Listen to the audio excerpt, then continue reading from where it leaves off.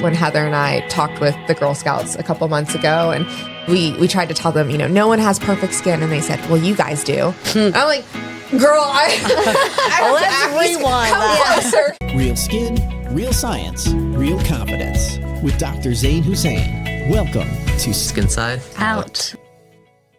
Welcome to Skin Side Out. I am not your host, Dr. Zain, because today we kicked him off for our Galentines Day special. So we are joined with the lovely Dr. Amna and, of course, Heather, and we are going to talk about self-love, what it means to be a woman, essentially, in today's day and age where we have such a time of social media coming to play, how that affects us in the way we want to look and the way we appear to others, and what the difference is between that self-love and treating yourself versus, changing to be someone, the public wants you to be. So let's get into it. So what does self-love mean to you guys? I can go first. I don't mind. So I feel like self-love for me has varied quite a bit. Mm-hmm. In probably my teen and 20s, it was more like self-tolerance, like just, trying to do the day-to-day thing. I feel like for me now, it's something that's like a conscious decision that I have to make, that I force myself to make some time for myself.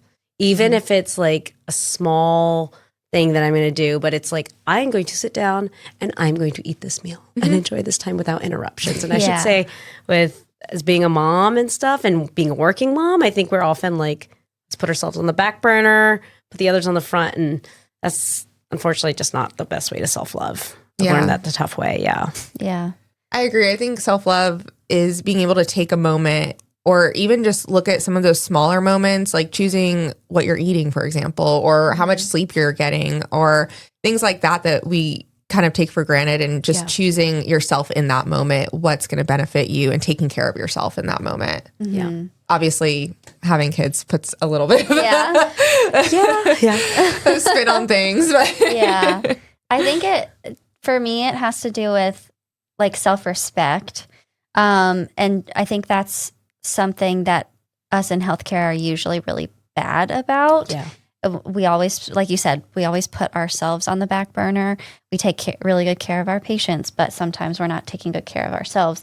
But I think from we'll kind of dive into a more like aesthetic approach to self-love and self-care, but I think it also has to do with like self-acceptance too. And I think, there are treatments aesthetically or cosmetically that we can use to enhance our appearance. And I think that's the way that it should be looked versus trying to change yourself.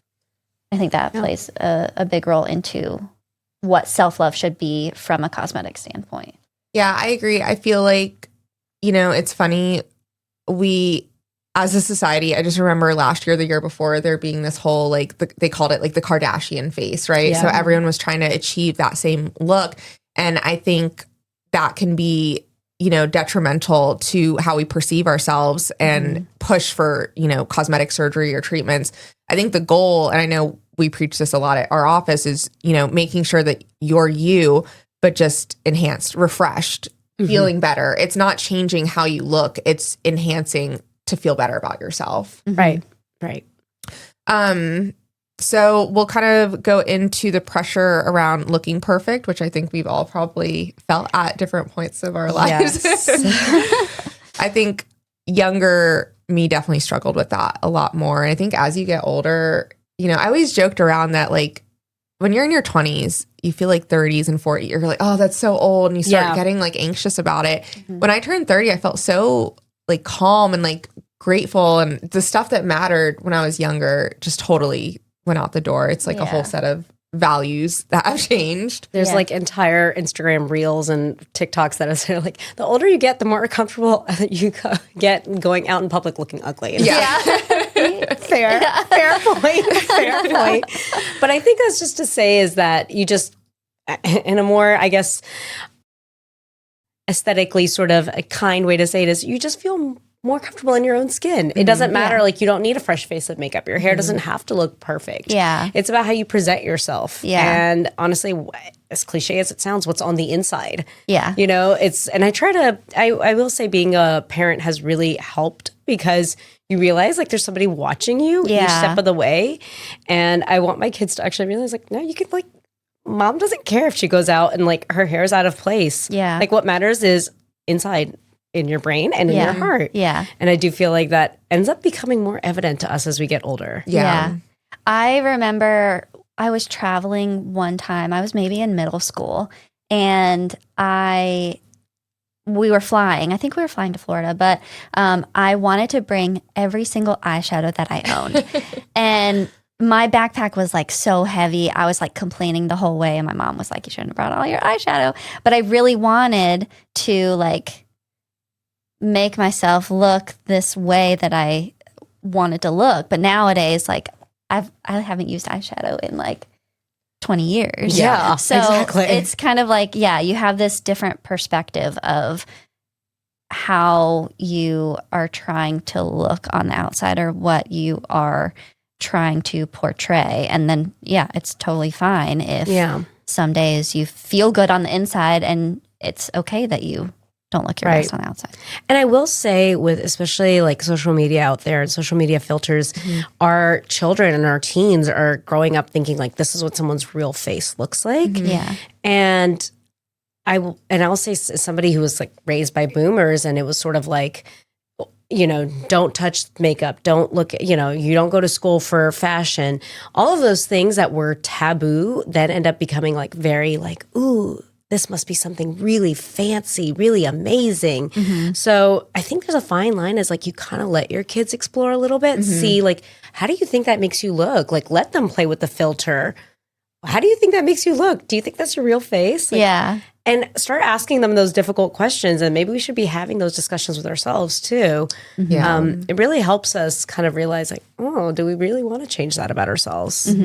Well, and you know, to your point about social media, people are only posting their good days. Yeah. You know, no one's going to post when their hair is messed up, feeling crappy, just had the worst day of my life. No, yeah. You know, I mean, so when you look at it in that context, it can be hard. Oh, wow, they're traveling. You know, they have a great looking boyfriend. They have no belly, great legs. You don't know what's edited, number one. And number two, they might have taken 100 photos to get that one perfect photo. Absolutely. And it becomes so consuming for some of those people where it's like endless, you know? And I just think back to moments like that where, you know, and I'm sure we've all been guilty of it where I've bothered my sister for like, you know, on trips where I'm like, get the perfect picture of me. And then looking back, like in my 30s, I just feel like, oh, I could have just enjoyed the moment and I didn't need this like perfect picture just to show everyone on Instagram how happy I am and how lovely I look. You know, it's so unnecessary. Yeah. So true.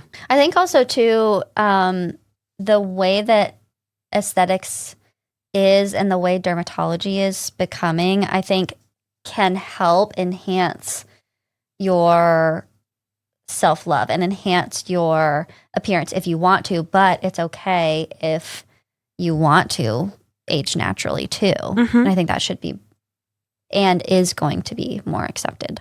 I think so too. So especially as somebody who necessarily doesn't work in the aesthetic field, but you see that more among celebrity culture too. It's like people are immediately being called out if they do something and then also being praised if they do it or don't do it now, rather than it being, oh, they did this, what did they do? It's also like, well, they didn't do it and that's okay too. Yeah. Yeah. Yeah, I feel like cosmetic procedures has a very volatile response. People are either really against it, that you shouldn't do anything, or people are like, okay, do whatever makes you happy. And there's not truly like a lot of nuance in that conversation. I feel like there's opposite sides of the spectrum. And I definitely hear both. I think working in this field, it's important to kind of keep things in mind. But, you know, I tell my patients all the time, my patients will come to me and say, I know this is so vain of me to say, but I really hate this vein under my eye. It's all I can think about. And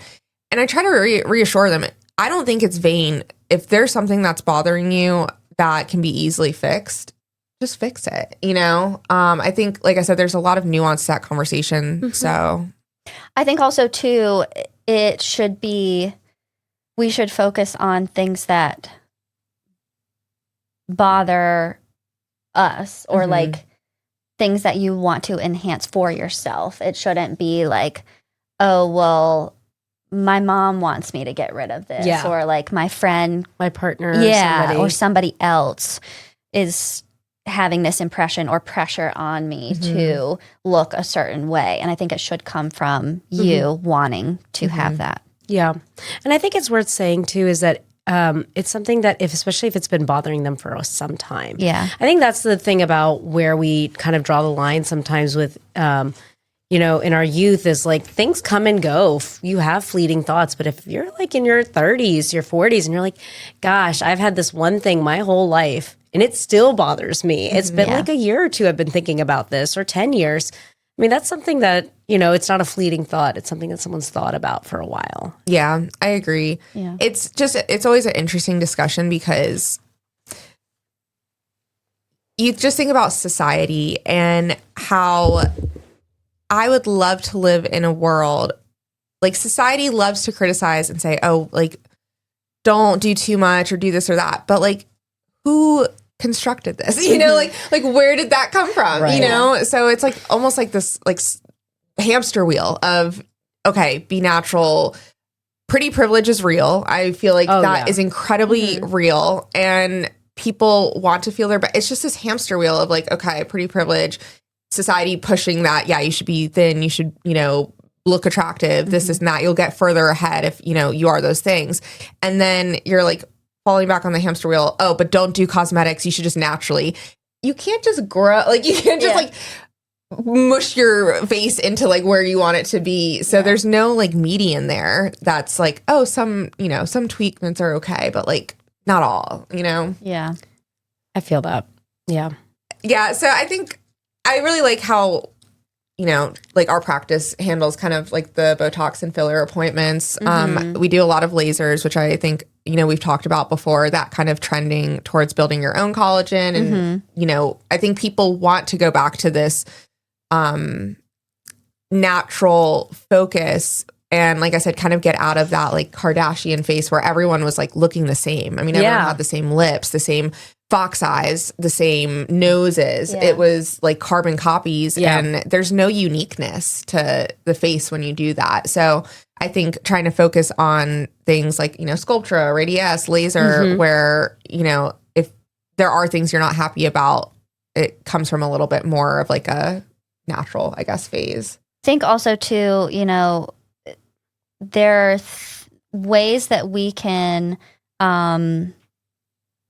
see if a patient is kind of giving off these like warning signs that they may not be looking for something for themselves. Like, I'll be happy when I look like this, or, you know, if they've been to a few physicians. And so then you don't really know what canvas you're kind of working with either. Exactly. Because that's what you have to consider too, is that, you know, what you're sort of getting yourself into, you also don't want to end up, you know, somebody's had other treatments. They may not be, you're not aware of the anatomy even anymore. That becomes an unsafe situation. Yeah. And I think unfortunately there are some people out there, number one, providers who will just fill left and right. If the patient wants it, I'll do it. But then I think on the flip side, there are providers who are very particular and cautious about, you know, that's my name on your face. And if somebody asks, oh, where did you get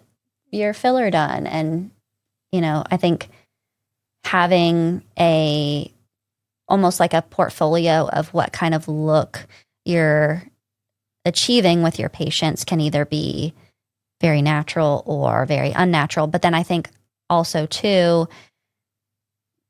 I've unfortunately seen a lot of patients coming from different practices that have this almost like distorted mentality on their appearance and how they want to look or how they should look. And to us on the outside, they clearly look kind of aesthetically abnormal, like something looks off, but to them, they like the way that they're looking and they want to enhance that. And so it's kind of hard once you get down that rabbit hole of like looking back at yourself. And I know we've talked about this too. Like sometimes you just like, you know, you keep doing this procedure and then you're like, wait a minute, I look like completely different than I did. Like, I went through a year of filler like that where every picture I took, I looked different, you know? Yeah. And I could not recognize myself. And you just get to this moment where you're like, oh, like, what am I trying to achieve? You know? I think sometimes we come across people who, once they kind of scratch that itch, they want to keep scratching it. And then we have people on the outside who've never done a procedure and they think that that is what's going to happen to me, that it's something I have to go back and keep maintaining. And I think that's a really, really big myth that once you get Botox once, if you don't like it, or if you skip an appointment or you don't get it for a year, you won't explode. You'll be just fine. And if you never want to get it again, that's fine. And if you want to wait 3 years and get it again, that's also fine. And if you don't want to get the same places injected, that's also fine. And same for filler and same for laser. Like you won't spontaneously combust. It will be okay. I might. You might. You were like, I will actually. But I think that's the thing is that you have that one friend who looks botched and you're like, am I going to end up like them if I go in and even get a consultation? Right.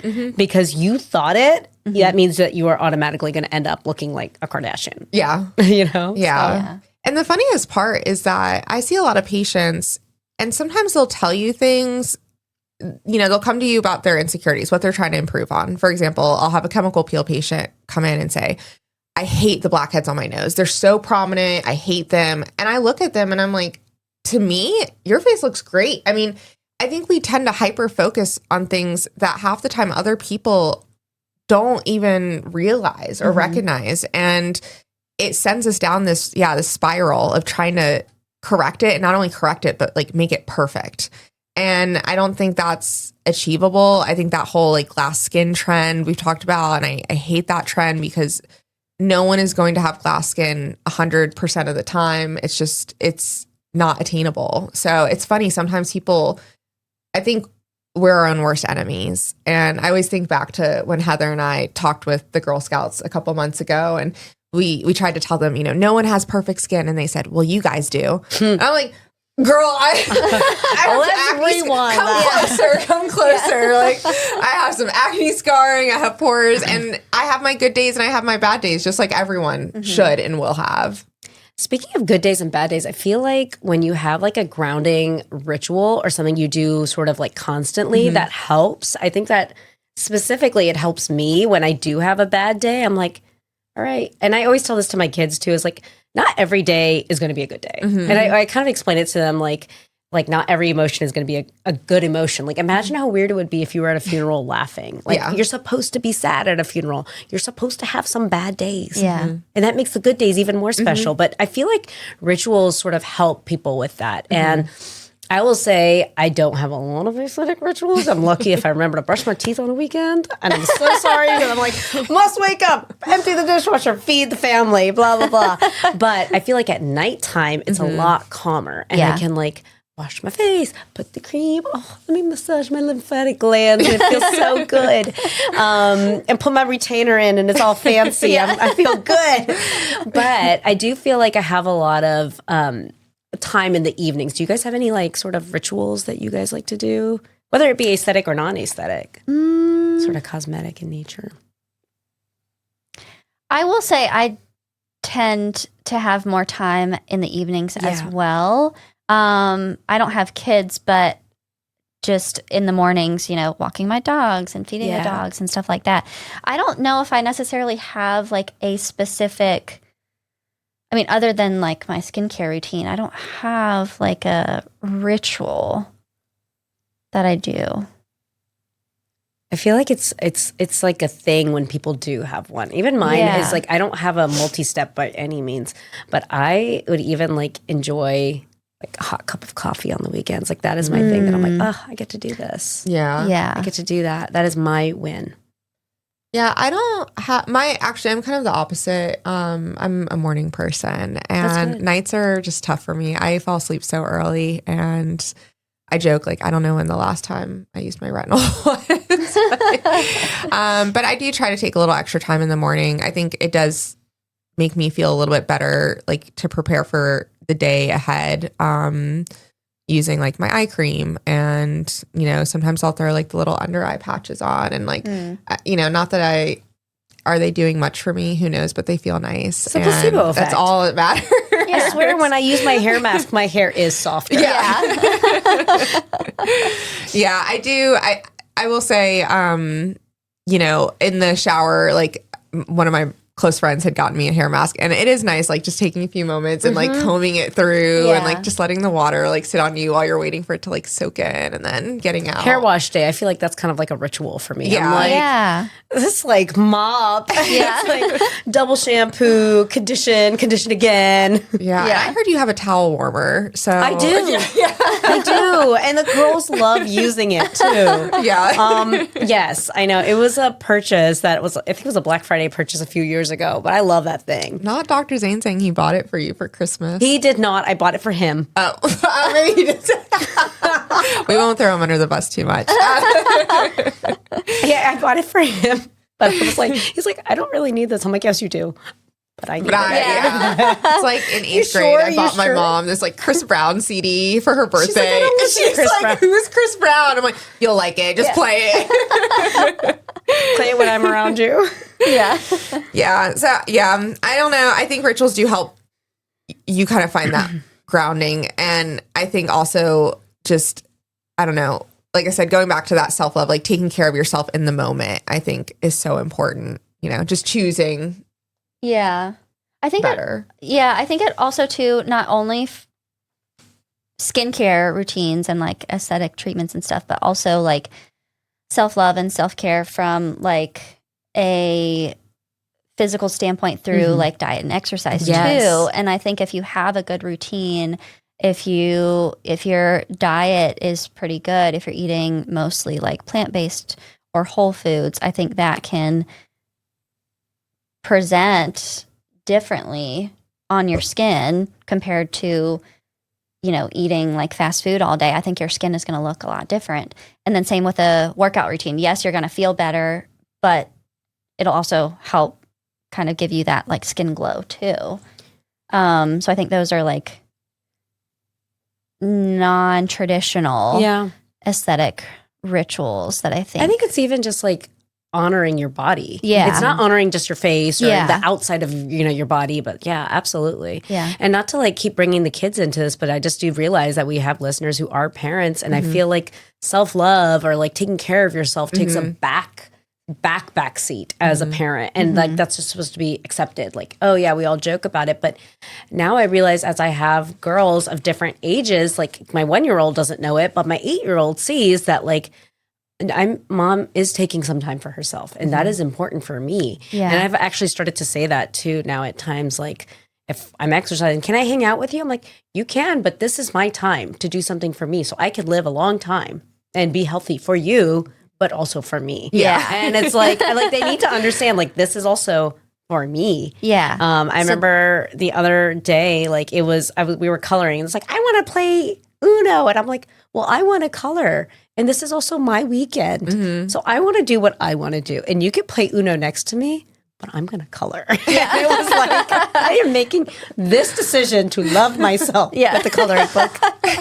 And I think it's them learning that you can make choices to invest in yourself without being like vain or selfish or Yeah. anything. Yeah, absolutely. Setting boundaries. And Yes. I think, that's the one thing I feel like I've really become good about over the past couple of years that I really lacked when I was younger. And I do wish sometimes like I had someone to tell me like, hey, like it's okay to say no to things. It's okay like to say no to like going out. If you don't want to go out, you shouldn't have this like FOMO of like, oh, I have to go out, or like it's okay to like, just do different things and say no to people. And I just felt like I was always saying yes, yes, yes, and doing stuff, and it was not conducive. No. Yeah. Yeah. I think, also differentiating like, self-love versus like self-pressure, like am I doing this for myself? Like, how do I love myself when I have acne? Do I look at myself differently when I'm flaring with my acne versus when I'm not? I think having that same space for yourself, regardless of, you know, skin condition, flares, things like that is so important. Because if you don't, you know, it's like you say to like significant other, you can't take me at my worst, like you don't deserve me at my best, but then we don't implement that to ourselves. I see that. I feel like that matters a lot, especially when also treating kids. Like we see kids so often in the office and like, does this bother you? No. And the parents like, oh, but it bothers me. Yeah. It does. And this isn't like a 7-8-year-old. This is like a 17, 18-year-old. Yeah. So we could talk about, you know, and this could be a whole separate issue, but like where we kind of are teaching our 7-8-year-old kids, like this blemish bothers is not right. Yeah. It's not okay for you to have that. Yeah. How that potentially raises anxiety or body issues later that, you know, if you see that repetitively over and over again in your life, or the 17 and 18-year-old too, we should be teaching autonomy. We should be teaching them to speak up for themselves. Also, like if the acne is not a problem to them, it's not a problem to them. Yeah. You know, like you can throw all the creams that you want on it, but if they don't want to do it, then what are we teaching them? Like, I won't accept you or I don't love you enough because you have these pimples on your face and they do not bother your 17-year-old son. Yeah, that's a really good point. I think it's really important when you kind of like walk into the room because then it's like the parent might be speaking up for them. It's like, how do you feel about this? Does it bother you? And the kid's like, oh, it doesn't bother me. And then you're kind of like, okay, so then let's redirect this because the child is the patient at the end of the day. I know. There's nothing more cringe to me than when you go into a room and I think there's a difference between having patients who are just genuinely shy versus when you can tell that the parent pretty much dictates like their whole life and they just control. You'll ask the patient and you'll see them start to speak up and the mom just jumps or the dad, you know, whoever will just jump in. Yeah, well, they don't wash their face. They don't do that. And you just feel so bad. You're like, it just makes you feel icky. And then when you do ask them, they put it in their own words. It's just such a different story than this premise, you know, that the parent is kind of giving you. And I will say too, even if they are shy, and I'll say this as like a pediatrician, like this is a great opportunity for them to like practice speaking up for themselves in a safe environment. Safe is the underlying. Like a parent is there to rescue them if they need it, but you are like teaching them eye contact. You're teaching them autonomy. You're teaching them how to advocate. There's so much that you're giving them the opportunity to do in a safe environment because they literally have their parent right there in the corner. I'll never forget. Sorry, Dad, I'm gonna bash you for a second, but I'll never forget. Back in high school, you know, you're experimenting with like makeup and all this, and I wore this blue eyeshadow, and I came downstairs, and my dad was like, "What is on your face? like you look awful," and like. I was devastated. I thought I was so cool with the blue eyeshadow and like my little pink lip gloss. And I come down the stairs and I'm like greeted with that. And I just like instantly like turn around and I'm like Swan Lake in the mirror, like crying with like blue eyeshadow tears, like wiping it off. And it like scarred me. I will never wear any colored like eyeshadow again. But like That's so funny. There are ways you can, and looking back, my dad, you know, I like joke about it, but like in that moment, I just think there's such an opportunity to say like, like, how do you, like, are you enjoying it from, like, an aesthetic standpoint? Or, like, I don't know, I just think back to that moment, and I think there was better ways to handle it. I think my dad definitely should have had sons, but... Or, like, you know, just as, and you probably have more input on this, but maybe asking, like, what do you like about the blue eyeshadow, or like what made you choose that color? And then, you know, it could turn into, well, I really like that color, or well, all my friends wear it, so I want to wear it too. And then you kind of have this idea. Yeah. So I've been through this, and I've been through it with not even like good quality makeup. Okay, it was like some fake kid makeup, and I'm like, whoa, the blue eyeshadow and the pink cheeks and everything, and I look at her face, and I don't remember, we were about to go somewhere, and I was like, oh, okay. And I was like, you didn't ask me if you could wear that. And she goes, well, and I could see like she's like super excited. And I was like, I'm going to let you in on a secret. the goal to makeup is to kind of make it look like you're not wearing any. I was like, and she goes, well, like, why would you ever do that? And I was like, because like in their eyes, it's like a blue eyeshadow, red lipstick. That is fabulous. And so I was like, it's supposed to kind of just like bring out what you already have, make you look more rested, but it shouldn't be so loud. And I was like, but I love it for you now while at home. And now we can wash it off and try again.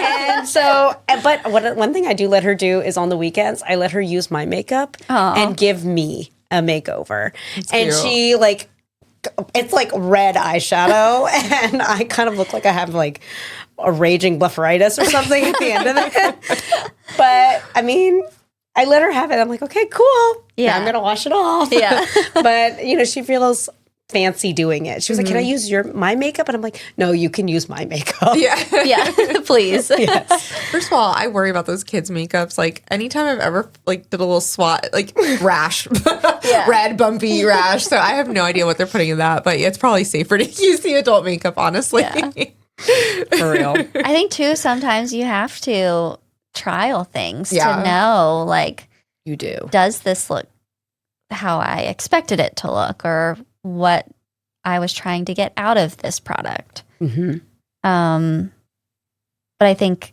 when you're a kid, you have a different sense of what may appear, or how you want it to appear may be very different for how it's actually looking. Yeah, I think a really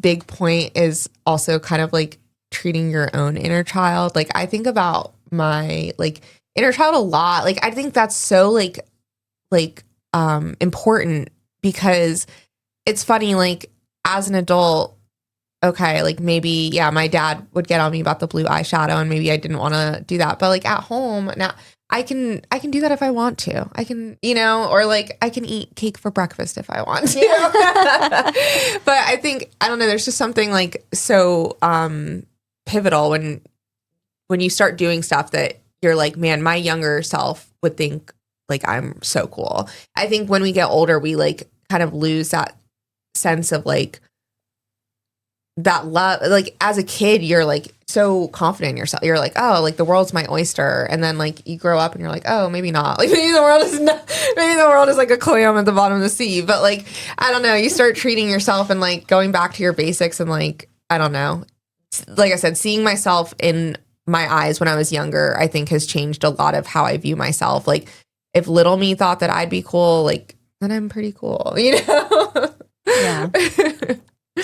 I think something that I have taken away from this is like kind of going back to like the self rituals. And I think that is something that I could do better with. And I think I'm really good about doing it when I'm on vacation or like on the weekends. Like you said, like I will sit down and have a cup of tea, no problem. But I don't do that most weekdays. And I think taking that time for myself, if I want to do that, I think is really important. Not only to like have that time, but also creating that sense of like looking forward to something too. Yeah, just have kids. It's gonna like I was like, I see like, well, you thought you were busy before, and it's like no, but it's my favorite thing is like when I love them being with them, but then when they go down like decaf green tea, sitting down with my Kindle or my book. It's like one of my favorite things. And if Zane tries to talk to me about talk to me. Yeah. This is me. This is me time. But absolutely, that's the thing that I look forward to. Mm-hmm. That's like a small weekday win. It literally costs no money to have a book from the library and some tea. Yeah, I think in 26, I want to work on how I talk to myself. My therapist always says, think about what you're saying, and if you said that to a friend, would you say that to a friend? Like you look at yourself and you're like, oh, I'm so bloated today. Or like my eyes look like crap because I just did laser. But she always says like, would you say those things to a friend? And you're like, absolutely not. I would never talk to my friends like that. And then it's like, so why is it okay to talk to yourself like that? So I think 26 hopefully will be the year to work on that and treat myself with more kindness and more grace, giving myself more grace, Yeah. And I think for Valentine's Day especially, which is why we wore our pink, I think it's important to do something for yourself, whether it be, taking that time for your skincare routine or booking that appointment that you've been meaning to book or going to the library and getting that book you want to read. And I think just making time for yourself could make your, the rest of your year more enjoyable too. Totally. I think getting that chance to sort of check in and decide how am I going to go forward and continue to show myself love, show myself respect, show up for myself, rather than just kind of like dragging this 30-something-year-old body along day to day. Yeah.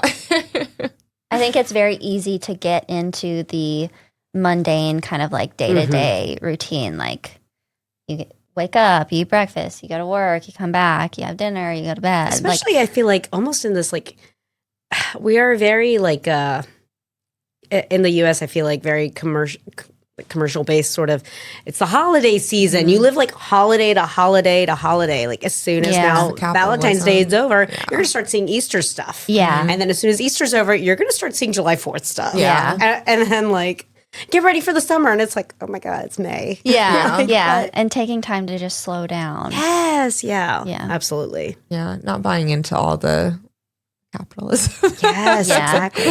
Yeah. Things don't have to cost money, like you said, like to be able to enjoy time, like time with friends or time with family, things like that. So, I don't think, buying into the hype is worth it. Definitely. Yeah.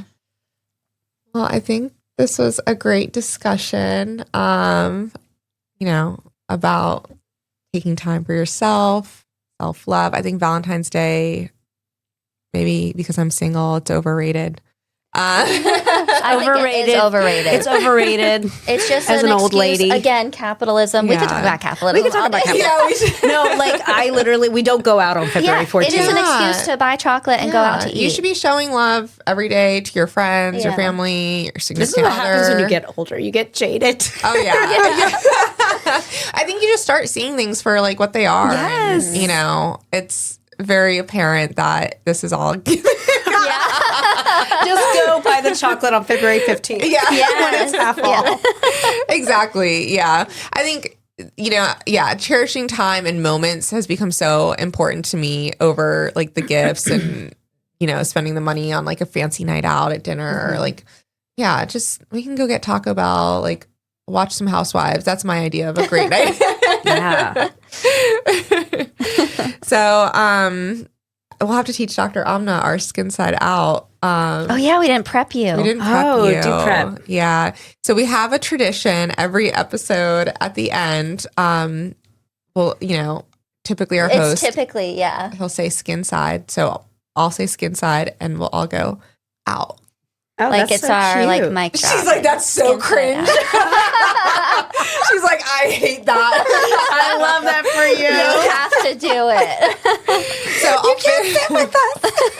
So I wrote a nice line that will combine the finale of this with our little outro. Are you ready? I'm ready. I've been practicing in the mirror. So here's to women loving themselves a little more, Skin Side and out.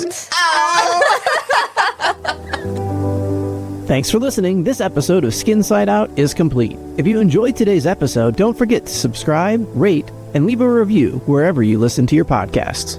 For more tips, updates, and behind-the-scenes content, be sure to see what fun we're up to on TikTok. Follow us on Instagram and Facebook at Nor Dermatology and Aesthetics. Check us out online at norderm.com. Discover why our patients give us 5 stars on Google. Call us today at 919-617-0717.